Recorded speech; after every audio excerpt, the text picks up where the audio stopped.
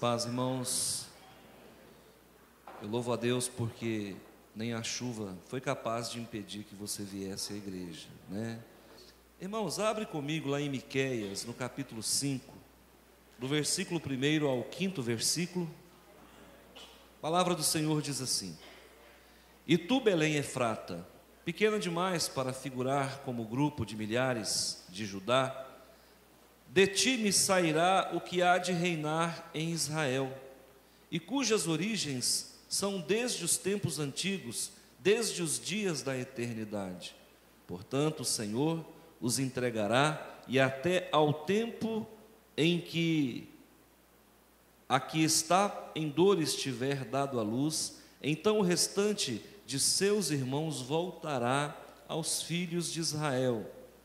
Ele se manterá firme e apacentará o povo na força do Senhor, na majestade do nome do Senhor, seu Deus, e eles habitarão seguro, porque agora será ele engrandecido até os confins da terra. Versículo 5: Este será a nossa paz, somente até aí. Oremos, deixe sua Bíblia aberta. Senhor meu Deus e Pai, em nome do teu Filho amado, no culto das 5h30 hoje nós estamos para te adorar, e nós precisamos ouvir o Senhor falando. Pai de amor, seja eu boca do Senhor, e cada palavra que aqui falarmos seja em teu louvor, para a glória e honra do nome santo do Senhor. Meu Senhor, aqui está a tua igreja, e nem mesmo a chuva é capaz de impedir a tua igreja de estar na comunhão, na coinonia.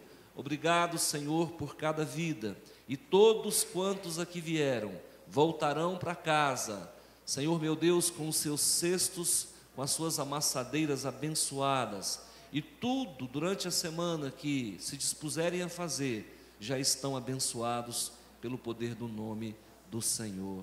Amém.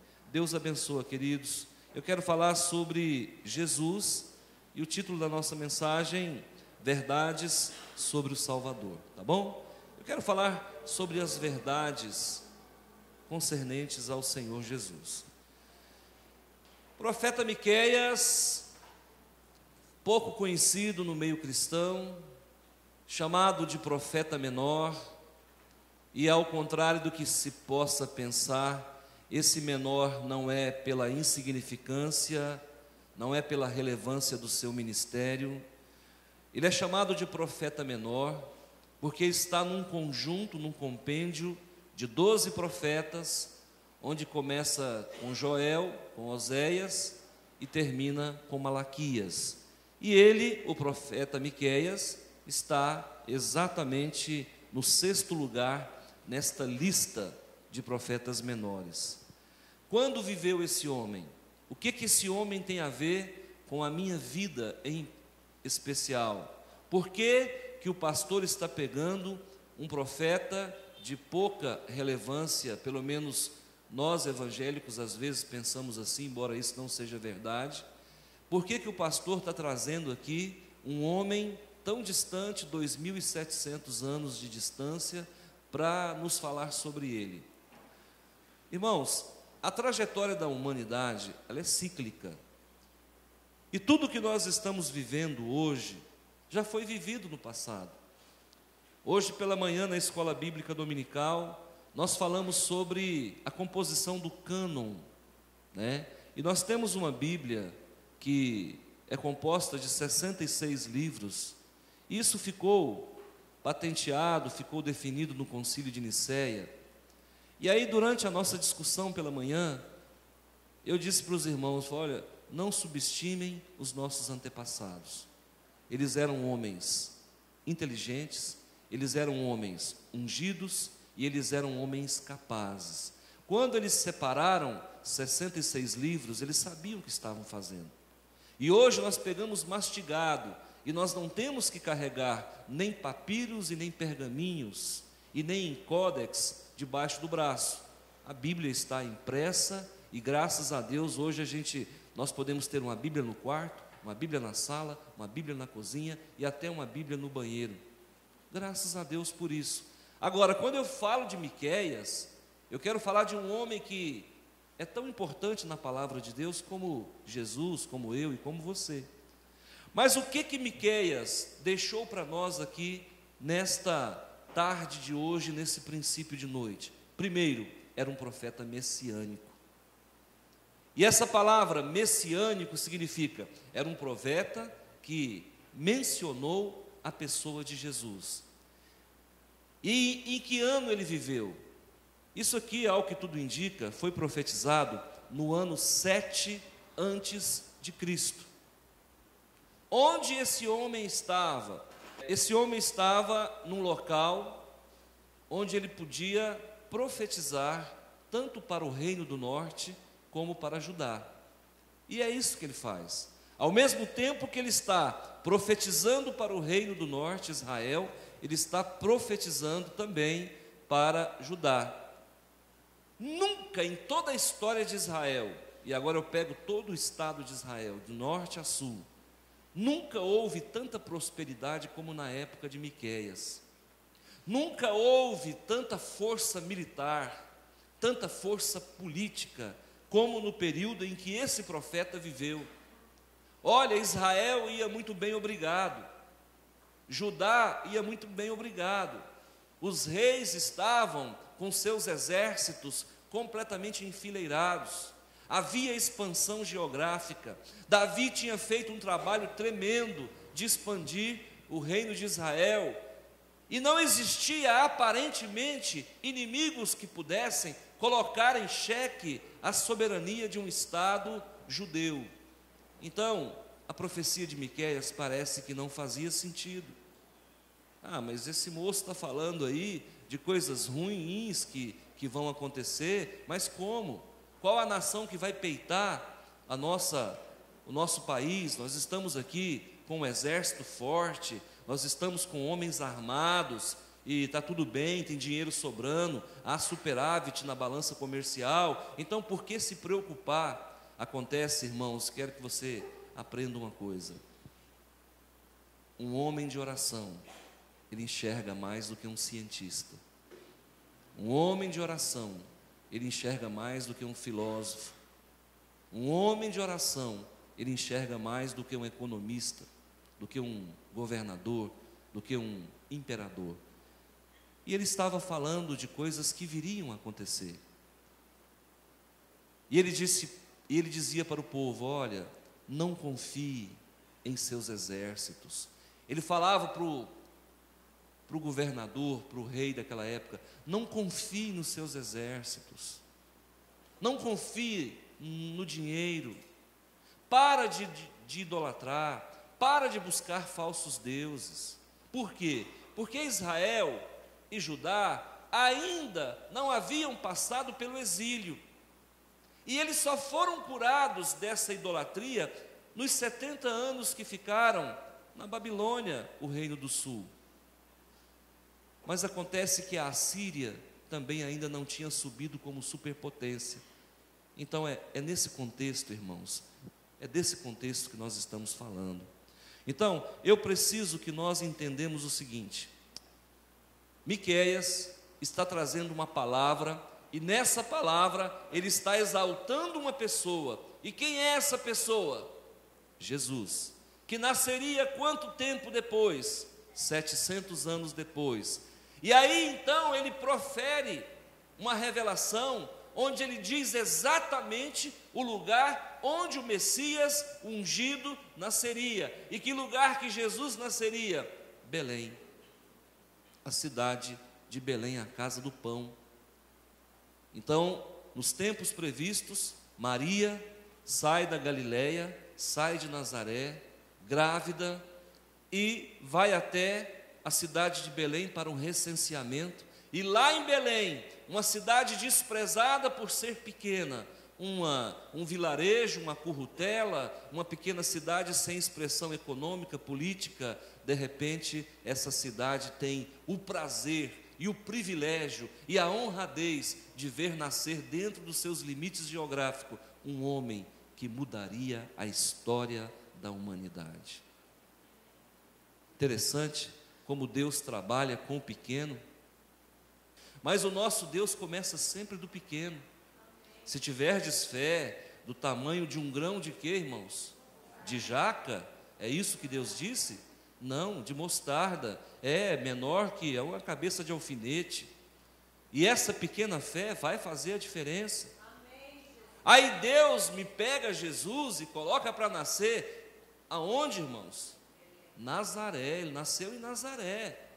Mas por que com tanta metrópole tinha que ser numa cidade desprezada, num estado pejorativamente desprezado como Galiléia? E aí me pega Jesus e me coloca dentro de uma casa paupérrima, filho de um carpinteiro. O nosso Deus é assim, irmãos. Ele sempre começa do nada. Deus constrói a nação de Israel a partir de um homem, e esse homem era Abraão, um homem com 75 anos de idade. Como é que Deus me começa uma nação com um homem com 75 anos de idade? Eu não tenho 75, já estou ruinzinho. Como é que fica um negócio desse, meu irmão? Deus vai pegando, e aí a mulher dele com 90 anos e ele com 100, nasce ali Isaque, e de um único filho, o filho da promessa, Deus faz uma nação que ainda hoje e para sempre será uma superpotência. Esse é o nosso Deus, e esse é o nosso Jesus que está aqui relatado, e é sobre isso que eu quero falar. Verdades sobre o nosso Salvador. Eu quero que você grave uma coisa, e essa é a nossa proposição. Coloca no teu coração: o Senhor vai guiar você na força dEle, não é na tua força, não é no teu conhecimento, não é na sua capacidade, na tua habilidade, na tua competência. Eu me lembro quando nós começamos esse trabalho há 10 anos atrás. Nós estamos nos nossos primeiros 10 anos de vida como igreja. E eu me tremia todo porque havia acabado de sair de uma faculdade, tinha muita teoria na cabeça, mas na prática a coisa não funciona assim. É um dia de cada vez, é a luta, é o desafio financeiro, sabe? É a inexperiência, enfim. O Senhor então pega ali uma igreja pequena e vai crescendo e vai transformando ela. Então é na força dele que nós vamos. Não é na força de uma faculdade, de um Mackenzie, ou seja lá, de uma faculdade qualquer. Não, nós vamos na força do Senhor. E é por isso que tudo que é de Deus prospera. Tudo que é de Deus prospera. Você vai para a palavra de Deus e você encontra a viúva entregando um denário, uma moeda, um centavo, uma pequena moeda do gasofilácio. E aquela moeda fez a diferença no contexto financeiro daquela sinagoga, daquela igreja. E é assim, irmãos, o nosso Deus é um Deus de conta-gotas, mas Ele consegue fazer milagres com apenas uma gota. Será que você já conseguiu eleger o Senhor Jesus na sua vida como aquele que vai transformar os teus dias? Será que você já conseguiu, na força de Deus, pegar o teu salário no final do mês, que às vezes não é tão expressivo, mas você já conseguiu fazer grandes coisas com esse salário? Talvez a tua saúde não é sobejante, mas você consegue, dentro da tua limitação, você consegue fazer grandes coisas no Senhor? Exatamente isso, é sobre isso que eu quero falar. E a palavra do Senhor nos garante o seguinte: em Jesus nós podemos confiar, por 4 razões. E eu vou tirar essas 4 razões aqui do texto, tá bom? Eu vou pensar do texto que nós lemos, 4 razões pelas quais você pode confiar nesse Jesus Salvador, nesse Jesus Todo-Poderoso, esse Deus encarnado, esse Emanuel, Deus conosco, que já antes do seu próprio nascimento já estava profetizado que ele faria a grande diferença, seria um divisor de águas. Louvado seja Deus. Primeiro, por que nós podemos confiar no Senhor Jesus? Pela sua origem. Olha o que diz a palavra do Senhor aqui no versículo 2: cujas origens são desde os tempos antigos, desde os dias da eternidade. Quando você encontra Jesus, queridos, debatendo com os fariseus, e isso não era difícil, porque o farisaísmo representava o poder constituído daquele mundo. E aí Jesus, ao se encontrar com eles, Jesus dizia: antes que Abraão existisse, eu sou. E você vai perceber que esse nosso Senhor e Redentor ungido, Messias, ele vai estar sempre repetindo essa expressão: eu sou a porta, eu sou o bom pastor, eu sou a água da vida, eu sou, eu sou, eu sou. Sabe por que ele é o eu sou? Porque ele é desde a eternidade. Ele é um Deus eterno. Ele coexiste com o Pai. Ele pode dizer: eu e o Pai somos um. Ele pode receber adoração, porque Ele é Deus, Senhor meu e Deus meu. João capítulo 20, versículo 28. Então você vai percebendo, queridos irmãos, que você pode confiar em Jesus, porque Ele tem uma origem eterna, porque Ele tem uma origem divina, porque Ele é antes da fundação do mundo, e Ele sabe tudo sobre a tua vida. Ele sabe o que vai acontecer quando você sair porta para fora, e Ele sabe por que você veio aqui, e Ele sabe qual é a tua necessidade, Ele sabe o que tem te feito sofrer, Ele sabe o que dentro da tua casa você tem passado, quais são as tuas privações, quais são os teus problemas, qual é a tua dor, qual é a tua lágrima. Ele sabe, porque a origem dele o remete à eternidade passada, e com Ele estaremos na eternidade futura. Glórias ao Pai. Amém. Você pode receber essa palavra no seu coração? Amém. Pastor, quem é que eu sirvo? Você serve um Deus de verdade. E o Deus de verdade que você serve não ficou sentado num trono, não. Ele se despiu da sua glória, veio até onde nós estamos e comeu, e bebeu, e dormiu como nós comemos, bebemos e dormimos.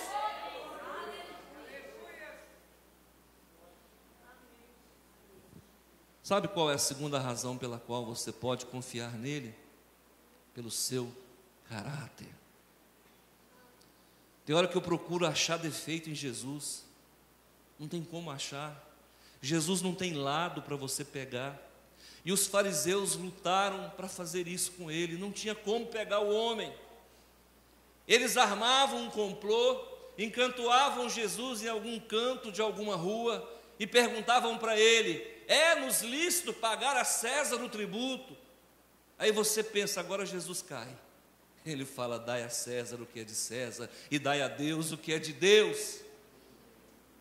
Então eles chegam para Jesus e encantua Jesus agora, numa outra situação, quando uma mulher adúltera foi pega em flagrante adultério, e eles estão todos ali prontos para apedrejá-la. Então Jesus se aproxima daquela situação dramática, conflitante, começa a riscar na terra, não sei o que ele escrevia na areia, e em um dado momento ele se levanta e faz a defesa da pecadora, e diz: vocês que estão aí todos com pedras na mão, atire a primeira pedra aquele que estiver sem pecado. E lentamente eles começam a jogar as pedras no chão, e vão todos embora. Jesus olha para aquela mulher: onde estão aqueles que queriam te apedrejar, mulher? Vá e não peques mais. Esse é o Senhor da glória que nós servimos. Sabe por que nós podemos confiar nele? Porque o caráter dele é a toda prova. Em várias situações Jesus foi tentado, a Bíblia diz que ele foi tentado em tudo foi tentado, mas ele não pecou. Sabe por quê? Porque você vai encontrar aqui o seguinte, no versículo 4, você vai encontrar falando o seguinte: ele se manterá firme e apacentará na força do Senhor. Nós não estamos servindo um Deus titubeante, nós não estamos servindo um Deus tateante, nós não estamos servindo um Deus folha de bananeira. Nós estamos servindo um Deus firme. E é por isso que a Bíblia o chama de a rocha, a pedra de esquina, a pedra angular. E é por isso, queridos, que ele disse: tu és Pedro, e sobre esta pedra sobre esta pedra que sou eu mesmo, eu vou edificar a minha igreja, e as portas do inferno não vão prevalecer contra ela, porque eu sou Cristo, eu sou o Redentor, eu sou, e é por isso que você pode confiar nesse Jesus. Aí você fala: pastor, eu já li Miqueias tantas vezes, mas não pensei que Miqueias tinha profetizado tudo isso. É esse que é o problema, irmãos. A palavra de Deus se renova a cada dia. Talvez nem Miqueias sabia o que ele estava profetizando, mas na verdade ele estava falando desse Jesus. Em alguns momentos onde Jesus visitava as cidades, ele dizia: ai de ti, Corazim, ai de ti, Betsaida, se realizassem todos os milagres que você tem presenciado, com certeza Sodoma tivesse vivido todos esses milagres, ela não teria sido subvertida. Quantos profetas desejariam ver o que vocês estão vendo, e vocês estão vendo tudo isso, e nem assim vocês se arrependem? O nosso Jesus tem um caráter curado, ilibado e santo. O nosso Jesus, queridos, ele está sabendo o que está dizendo. E quando nós estamos servindo ao Senhor, saiba que ele vai apacentar na força.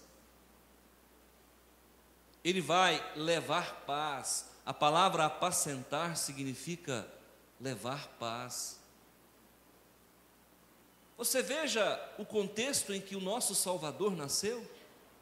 Ele nasceu no momento onde o povo de Israel havia passado por um grande tumulto, quando os Macabeus, a família de Judas Macabeu, havia criado motins para lutar contra os Seleucidas, e ali vence aquele exército de Seleuco, mas depois o Império Romano assume o poder, e então o povo de Israel se torna vassalo do Império Romano, pagava tributos, mas Jesus nasce num contexto onde o povo de Israel estava em litígio com o povo romano, e dentro de Jerusalém havia a fortaleza de Antônia, onde estava ali o governador Pôncio Pilatos, por ocasião da sua crucificação, e ali existia um governador que tomava conta de tudo aquilo ali, e era funcionário do Império Romano. Jesus nasce num momento de guerra, de confusão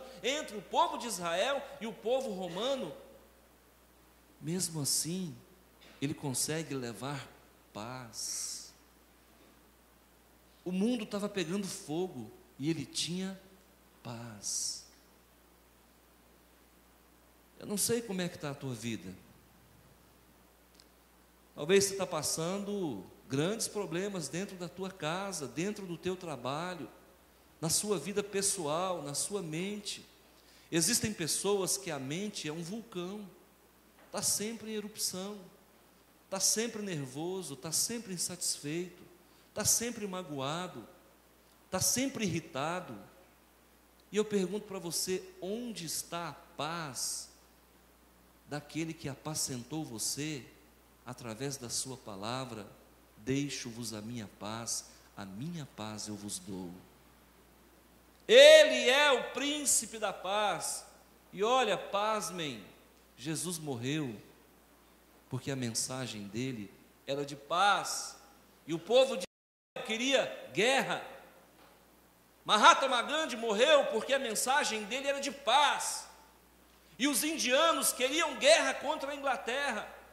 Martin Luther King morreu na sacada do prédio, alvejado por 2 ou 3 tiros, porque ele pregava a paz, mas os negros americanos queriam guerra. E eu digo para você: até quando nós vamos, queridos irmãos, titubear, ficar com o pé em 2 canoas? Sirva aquele que tem paz para dar para você. calma, aquietai-vos e sabei que eu sou Deus. Calma, entrega o teu caminho ao Senhor, confia nele. Calma, vinde a mim todos que estáis cansados e sobrecarregados. Então, queridos, nós precisamos começar a entender que o caráter do nosso Jesus é um caráter curado. Você não está servindo aí qualquer um, não. Você não está servindo um anjinho Gabriel, um arcanjo Miguel. Você não está servindo aí um querubinzinho qualquer, não. Você está servindo, você está debaixo da tutela, debaixo da cobertura, sobre a rocha, que é Cristo. Então dá para sair daqui vencedor. Dá para pegar essa semana que você vai começar a trabalhar amanhã, segunda-feira, e ficar dando balãozinho nela. Falou, segunda-feira, aqui não, filho. Aqui é o filho do Jeová que está aqui. Já começa a segunda-feira, meu irmão, de cabeça erguida. Sabe, chegou no trabalho, já pega na mão do patrão, já dá um abraço, se brincar, dá um beijo nele se puder, ué. Eu te amo, meu patrão. O que é isso? Esse moço está ficando doido, ele nunca fez isso. É a segurança, a paz que Deus vai colocar no seu coração. Eu vou te dar outra razão para você confiar nesse Jesus, e está no texto, tá? A terceira razão pela qual você pode confiar é pela missão de Jesus. Lá no versículo 2, qual é a missão de Jesus? O terceiro ponto, a missão de Jesus é reinar em. Então Jesus, ele veio para reinar em. E quem é o Israel de Deus? Você. Ele veio para ser rei na sua vida.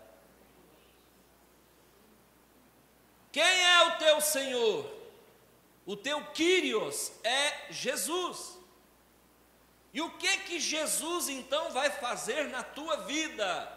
Ele vai reinar. E a Bíblia diz que nós já, lá em Efésios, a palavra diz, que nós já estamos assentados com Ele nas regiões celestiais, aguardando que Ele coloque todos os seus inimigos debaixo dos seus pés.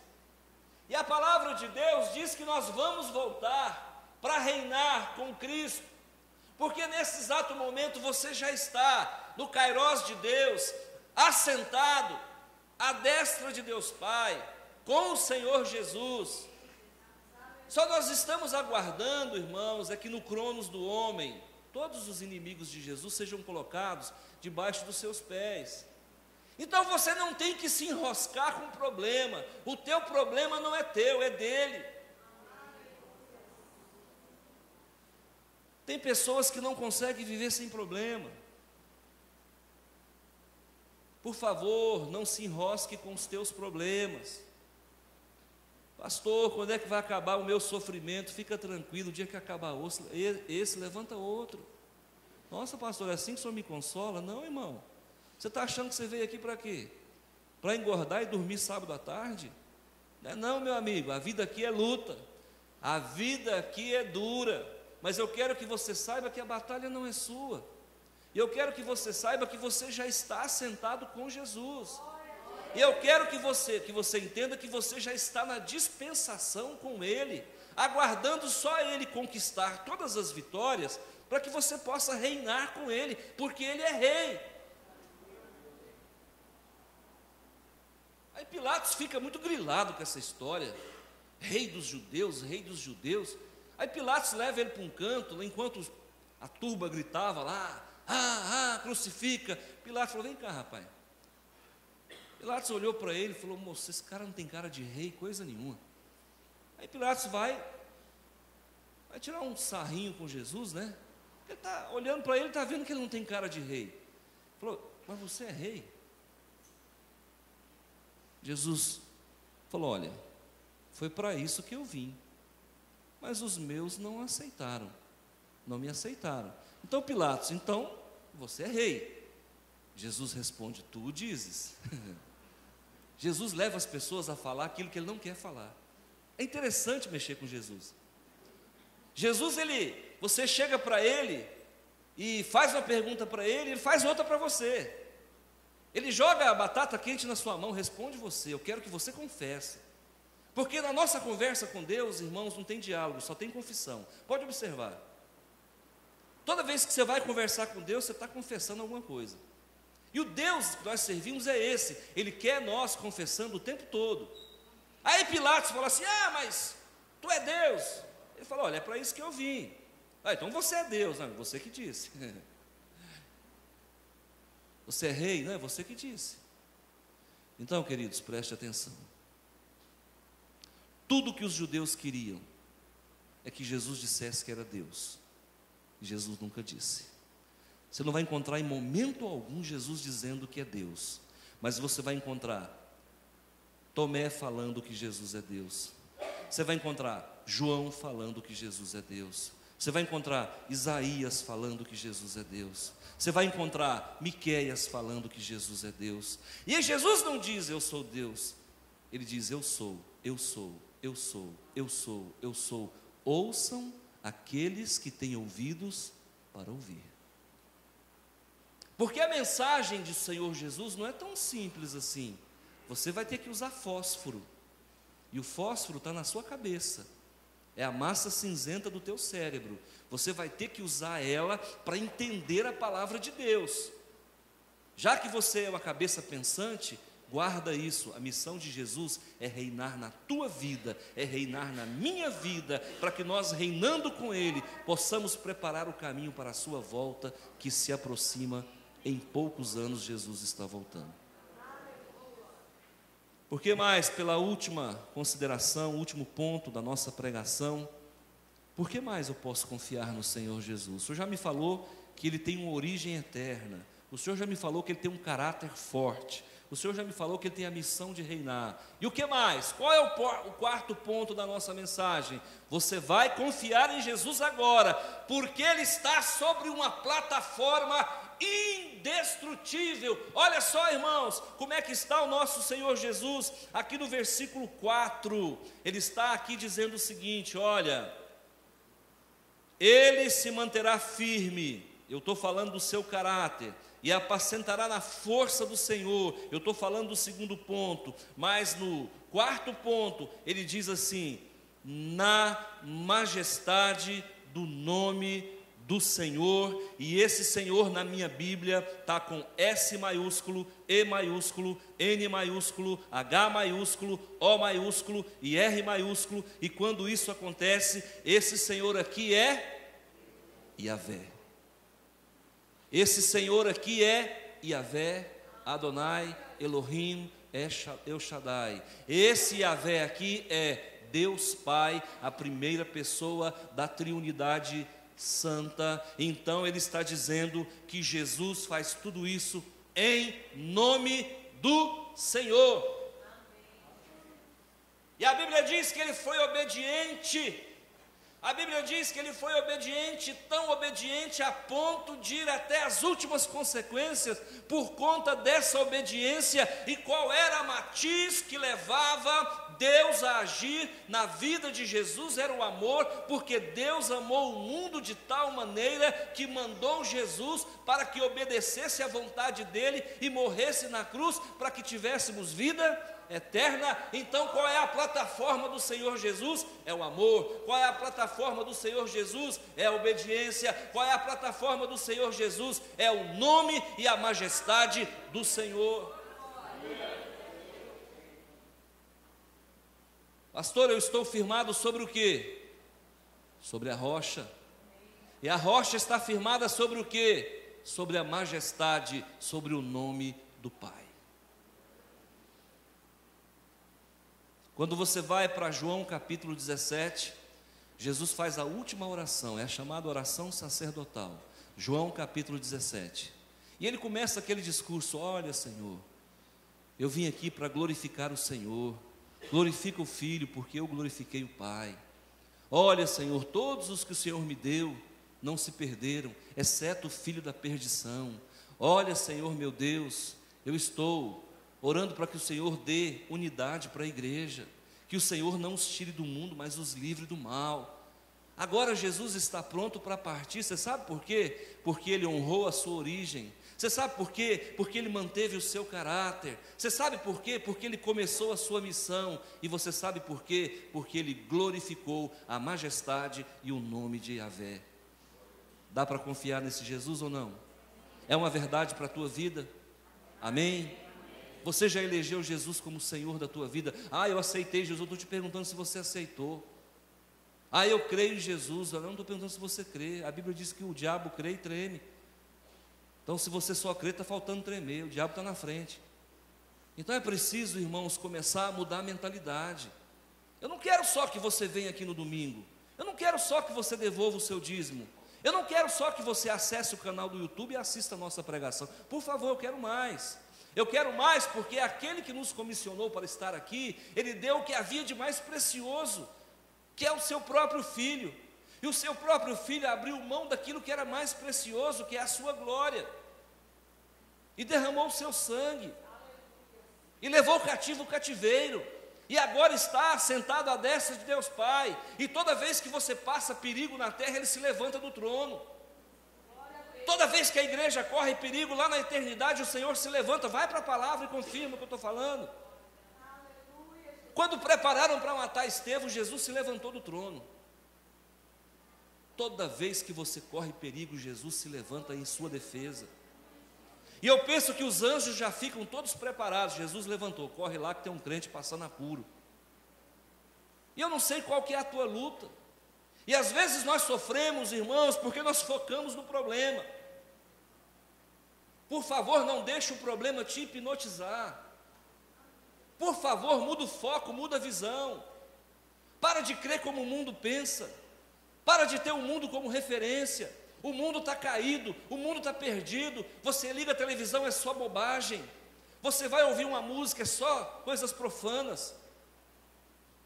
Queridos, nós estamos aqui de malas prontas, nós somos forasteiros em terra estranha. Esse mundo não nos pertence mais.